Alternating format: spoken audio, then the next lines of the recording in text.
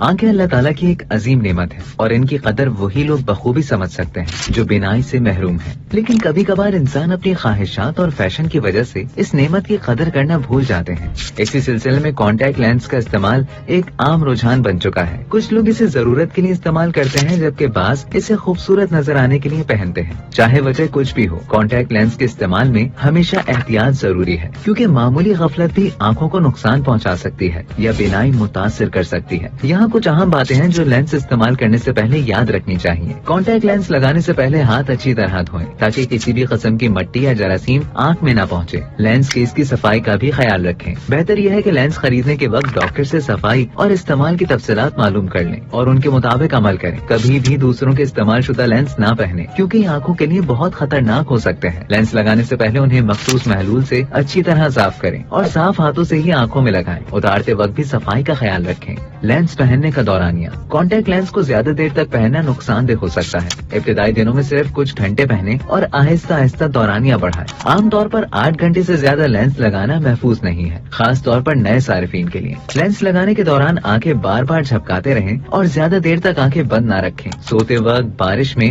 یا تیراکی کے دوران بھی لینس نہ پہنے جائیں۔ لینس کے محلول، کانٹیکٹ لینس صاف کرنے کے لیے جو محلول استعمال ہوتا ہے اس کی میعاد کا خاص خیال رکھیں۔ میعاد ختم ہونے کے بعد محلول استعمال کرنے سے آنکھوں میں جلن یا انفیکشن کا خطرہ بڑھ جاتا ہے۔ آنکھوں کا میک اپ، اگر خواتین آنکھوں پر میک اپ کرتی ہیں تو پہلے لینس لگائیں اور پھر میک اپ کریں۔ آئی شیڈو کے لیے لیکوڈ یا کریم بیس شیڈو بہتر ہے کیونکہ پاؤڈر آنکھوں میں جا کر جلن یا انفیکشن پیدا کر سکتا ہے۔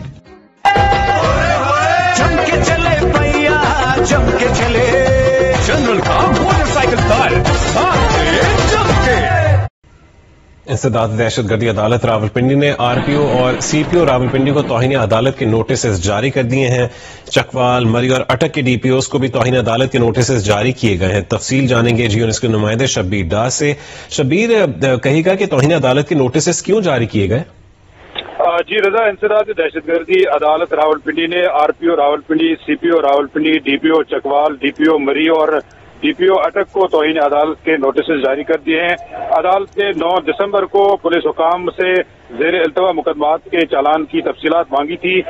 زیر التوا مقدمات کے چالان جمع نہ کرانے پر توہین عدالت کے نوٹسز جاری کر دیے گئے ہیں۔ تمام پولیس افسران کو عدالت نے تمام پولیس افسران کو 10 جنوری کو ذاتی حیثیت میں طلب کر لیا ہے اور حکم عدولی پر عدالت نے آر پی او راولپنڈی، سی پی او راولپنڈی اور ڈی پی او چکوال، مری اور اٹک کو توہین عدالت کے نوٹسز جاری کر دیے ہیں اور ٹی سی کے جج امجد علی شاہ نے توہین عدالت کا تحریری حکم نامہ بھی جاری کر دیا ہے۔ بہت شکریہ شبیر ڈار اپڈیٹ کرنے کے لیے۔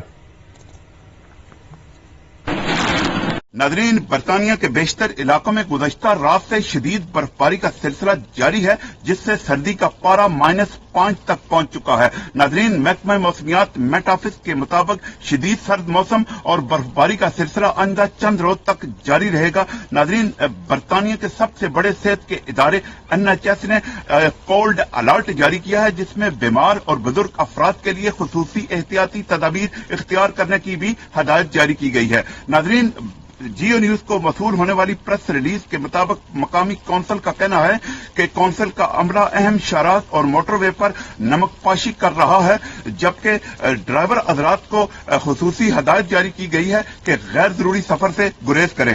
جی، سال 2025 میں بھی جرائم کی وارداتوں کا سلسلہ تھم نہ سکا۔ محض 1 سال کے دوران حیدرآباد پولیس رینج کے 9 اضلاع میں 266 افراد کو قتل کر دیا گیا۔ حامد شیخ رپورٹ کریں۔ سال 2025 میں بھی جرائم کی وارداتوں کا سلسلہ تھم نہ سکا۔ یوں کہا جائے کہ سال 2024 کے مقابلے میں جرائم کی وارداتوں میں کئی گنا اضافہ ہوا تو غلط نہ ہوگا۔ سرکاری اعداد و شمار کے مطابق حیدرآباد پولیس رینج کے 9 اضلاع میں محض 1 سال کے دوران 266 افراد کو قتل کر دیا گیا، 13 افراد کو کاروکاری کی بھینٹ چڑھا دیا گیا، لوٹ مار کے دوران 11 افراد کو قتل کر دیا گیا، 772 اقدام قتل، 43 اغوا، 87 جنسی زیادتی کے واقعات رپورٹ हुए, जबकि रहजनी, लूटमार, स्ट्रीट क्राइम, घरों में डकैती की 500 से ज्यादा वारदातों में शहरी करोड़ों रुपए मालियत की कीमती अशिया से महरूम हुए। रवां साल में ही 50 कारें और 484 मोटरसाइकिलें चोरी कर ली गईं और 26 मोबाइल फोन छीनने की वारदातें रिपोर्ट हुई। मजमूई तौर पर रवां साल 3031 जराइम की वारदातें रूनुमा हुई। तक 2025 की बात है तो तकरीबन मैं समझता हूँ क्राइम का रेशो बढ़ा ही है, कम नहीं हुआ। पुलिस की कारकर्दगी से ये तो मुतमईन नहीं है, क्योंकि आए दिन ये गाड़ियां चोरी होती रहती है।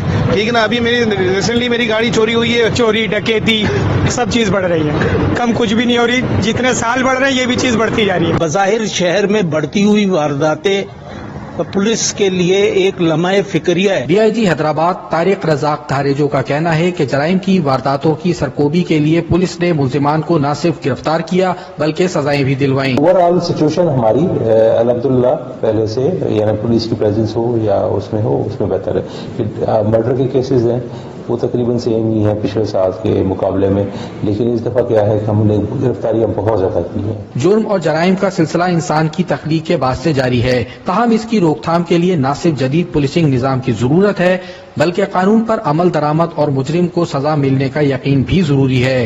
कैमरामैन अफजल खान के साथ हामिद शेख, जियो न्यूज, हैदराबाद।